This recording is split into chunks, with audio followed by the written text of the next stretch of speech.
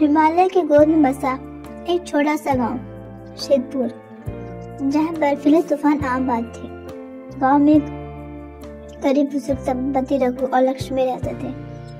उनकी एक छोटी बच्ची गुड़िया जो 5 साल की थी, उनके जीवन की रोशनी थी। गुड़िया बेहद मासूम थी और बर्फ से खेलना उसे बहुत पसंद था।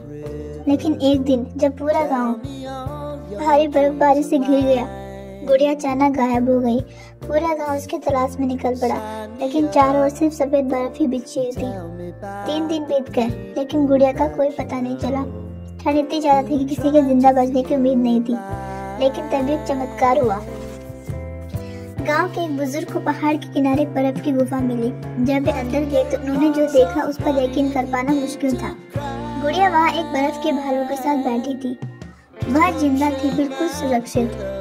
गुड़िया ने बताया कि जब वह रास्ता भटक गई तब एक बड़ा सफेद भालू आया और उसे इस गुफा में ले आया।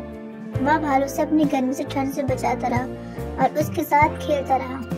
गांव वालों को यकीन नहीं हुआ, लेकिन जब उन्होंने गुफा के बाहर भालू के पैरों के निशान देखे तो सब दंग रह गए। यह एक चमत्कार था।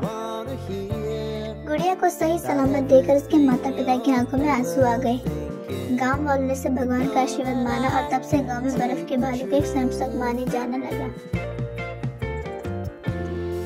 यह कहानी हमें सिखाती है कि प्रकृति के जीव भी इंसानों के रक्षक बन सकते हैं। विश्वास और आशा कभी नहीं छोड़नी चाहिए, क्योंकि चमत्कार कभी भी हो सकते हैं।